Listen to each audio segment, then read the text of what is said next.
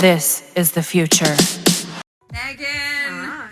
we're so excited to have you here today. Thank you. I'm thrilled to be here. First want to just say congratulations to you on everything that you've done and everything that you're doing. Thank you. I appreciate that. It's been a very full, it's been a full few months Full for year. sure. Yes. So this conversation is about her journey, your journey. And I want to start. We have 20 minutes? Yeah, we do. It's been a journey. We do. We can go over. Just lunch after. Your journey. I want to talk about you as a founder, as a CEO, as an innovator, as a creator, as an investor. We have the CEO of Netflix here. I did binge your show with Love, Meghan. There's nothing you can't do, which is amazing. But talk about how this became a business. Well, with, I think always credit where credit's due. You know, I know Ted Sarandos will be here later on today, and Ted has been such an incredible partner in the partnership my husband and I have had with Netflix for the past few years.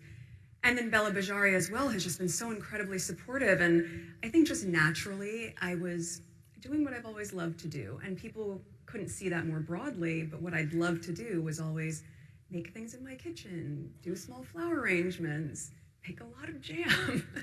And when I was sending those as gifts, one day Bella said, "There's a show here."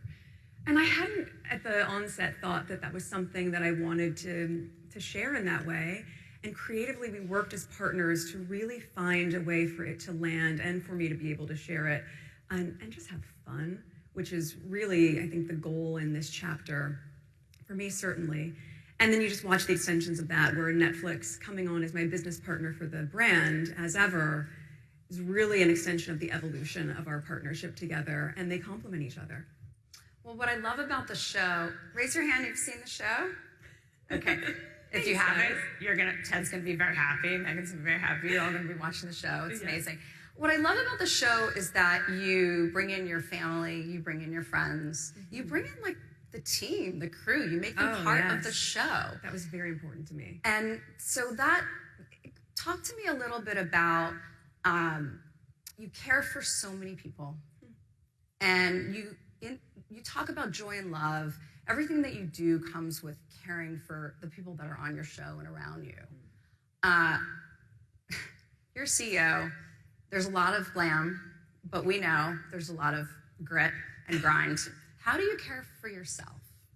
Oh, thank you for asking that. Well, look, I think part of what's really, really important is that love language of taking care of people also really feeds me. And I think that is in many ways part of my self-care, which can feel confusing for a lot of people. You go, well, how do you show up for all these people and not feel depleted?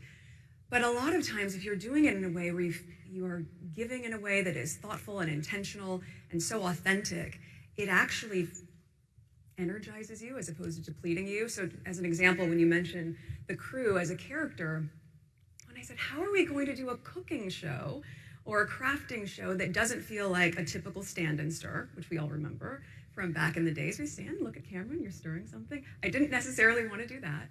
And I didn't want a reality show. And so the only way to feel as though you were still in conversation with me, I felt, was I had to be talking to the people in the room with me.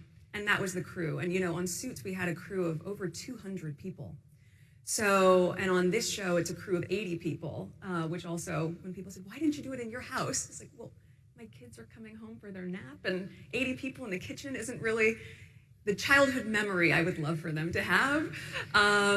So we were really fortunate to find something close by. But I think, look, all of that is part of how I take care of myself, and tapping into what really ignites my joy is part of that, and being creative has really, really been anchored in that for this moment. And the series has already been renewed. Yes. I hear your congratulations. Thank you. I don't know if it's been renewed and filmed, but it has. That's okay. Yes. That's amazing. Season 2 is coming. So that's your like first platform, or one of your platforms. The second is your product line, as ever. Mm-hmm. It's my understanding the first drop was sold out in 20 minutes. 45 minutes. Okay, 45 minutes. But yes, after a year of work and development and manufacturing, we had a feeling that it would have some buzz surrounding it.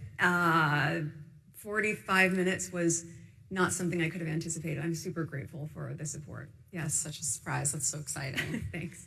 And your third platform, which I love, is your podcast, Confessions of a Female Founder. And you've had some of the most incredible women on your show. You're really supporting women, and I love that. We need more of that. What are your confessions?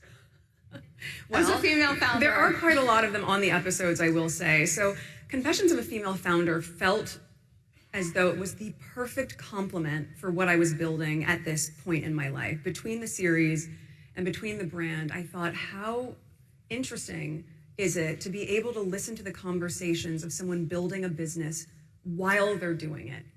And that includes all of the pivots and twists and turns and redirections that happen. As any entrepreneur will tell you, every day is full of surprises.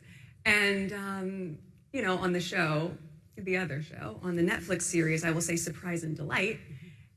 In the business of building, they're not always delightful surprises, but they are great teachable moments. And so I think some of the confessions that I have shared on the show include, I'll give you an example, the unboxing experience, where I was so concerned on the aesthetic of how something would be received, because it goes back to presentation and hospitality in so many ways. I said, "Can we have the dimensions on the box?" I said, "Well, I need to get the dimensions." They were finally able to give them to me, what the 3PL was going to have in the tissue paper, but I needed to see it and feel it. I needed my hands in it, which I think is part of, for me, my authentic self, is really being involved in the creative and the granular. So I went online, I bought all these cardboard boxes, bought all the tissue paper and the filler and everything that should go inside, and I just sat there in my kitchen replicating this unboxing until I realized, I think this is going to be the right metric and size that we're looking for. But the confession of that is, that's not glamorous. That's not what I think people imagine I'm doing in my kitchen, but it's important. And a lot of those are revealed throughout the 8 episodes of the series with Limonada, which is a female-founded podcast production company that I'm working with. They're fantastic. But I think confession for you today that I could very comfortably say is I'm the happiest that I've ever been. And that part, to have a partner and a husband who is just so supportive, and to have healthy kids that are so joyful in the freeness of their life and the safety of their life that we create for them, of all the things that have happened in my life, I never would have imagined getting here at this point. I would feel just so happy and grateful, and I really do. Well, that's amazing. And that really does come out in your show. You obviously have to just let some things go. Of course. I love that you're high-low. This all looks wonderful, but you can do some of it. It's not perfection. It's just, No. I love how a journalist from Business Insider lived your life for a week, or tried to live the show for a week. Okay, that I didn't hear about. What was their week Oh, like? my team's like, don't talk about it. What was their week Other like? media company, but That's so I funny. love that, and you can,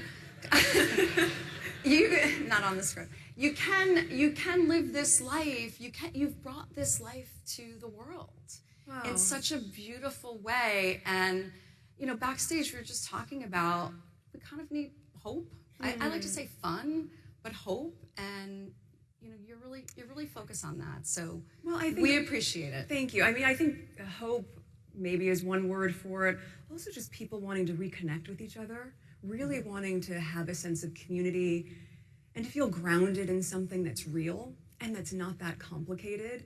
I think as a working mom, and again, these are 3 projects that we're all launching really at the same time. So behind the scenes for the past year and a half have been incredibly busy and ambitious, but to see it all come to life and try to give yourself the space and the grace to make mistakes, to know that you're not going to get it right every day, and at the same time to prioritize what we're going to put out as our next tranche of SKUs, as equally important to me as Archie losing his first tooth this week, which is about to happen, and I just hope we're back home in time for it, that it all matters. And when you look at your life through that perspective, which frankly being a parent gives you the most illuminating perspective, because what is seemingly so big somehow becomes so microscopic in importance compared to what's happening with your children.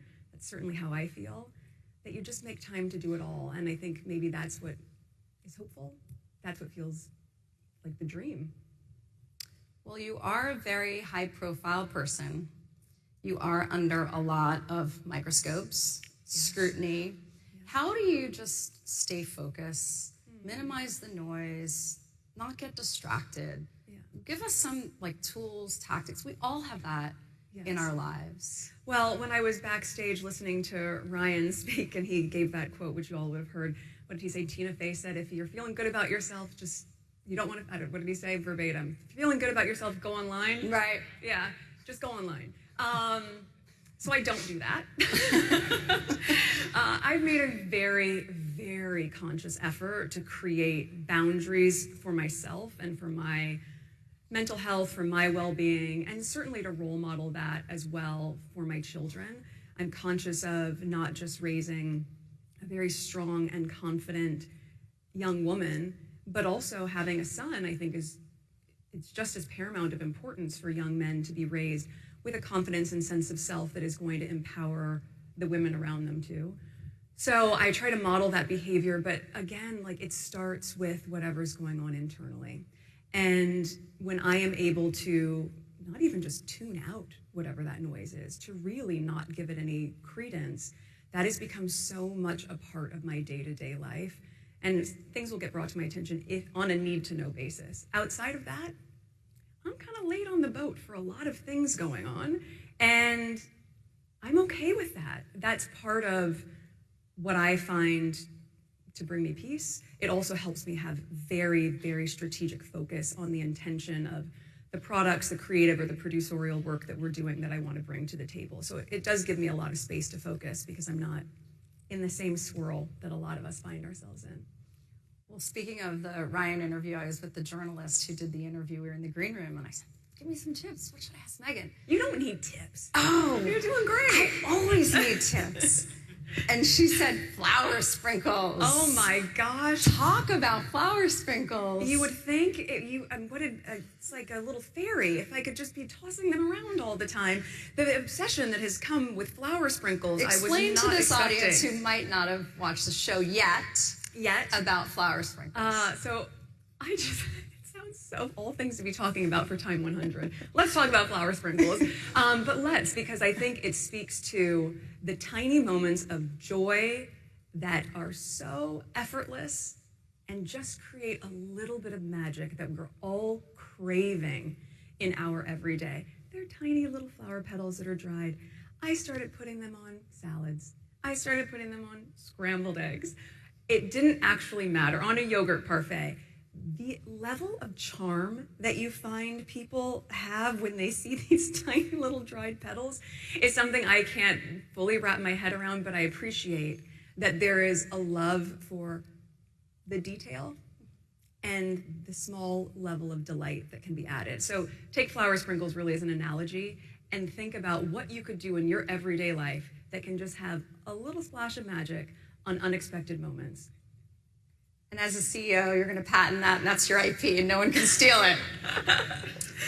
Going to be very effective. Thank you.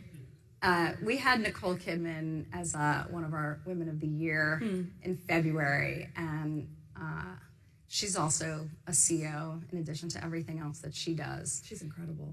She said that I think there were 19 to 20 directors, female, that she's worked with. And Lucy Feldman asked her on our stage, who's the one that you haven't that you'd like to work with? And she said, Catherine Bigelow. So she made some noise, made a call, all of this. Yeah. Who have you not had on your show or your podcast? Who would you want to get and mention today? Oh, is this the hook? Is this the bait that we're putting out? I will say I've been so fortunate that even before the series had aired, in talking about what the premise was and how conversational and more relatable we wanted it to be, I was able to get legends like Alice Waters, who she's amazing. I just love her so much, and we've now become friends. Having her on the show, and also other friends as well who we haven't revealed things about season 2, and Ted will come here later, but I can apologize in advance for saying, Jose Andres is going to be on season 2. We love Jose so much. So I think my wish list has been, I've been fortunate to have the people that I want on the show. And if I think of someone else, I'm going to have to figure out a way to tell you so you could put that out there. Perfect. But no, I've been really lucky. We have a great lineup. And we're out of time, but we said we might go over a few minutes. I told you can't fit a full journey in 20 minutes. And we are timed, so we have to stay on time. That's but I'm right. going to ask you my last question. Sure. What's next? What's your 4th platform? What are you excited about the rest of this year and into 2026? Thank you for asking. I think obviously focusing on our family and our children is the most important and first platform. It all stems from there.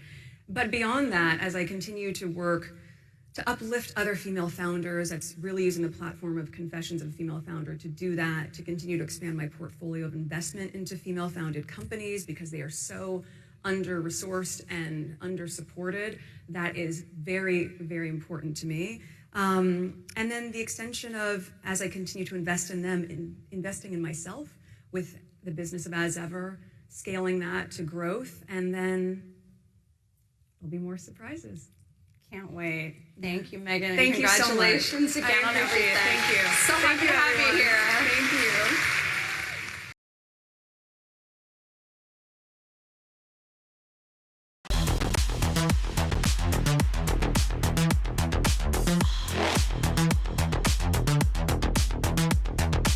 Evolution.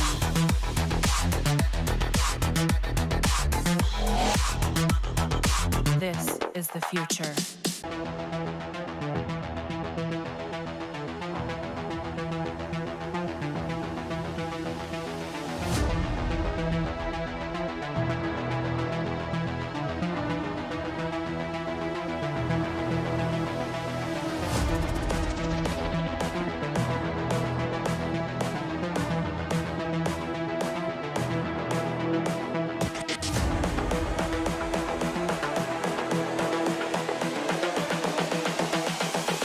This is the future.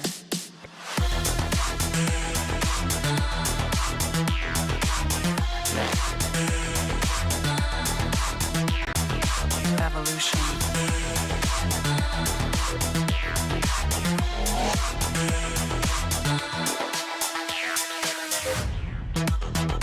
This is the future.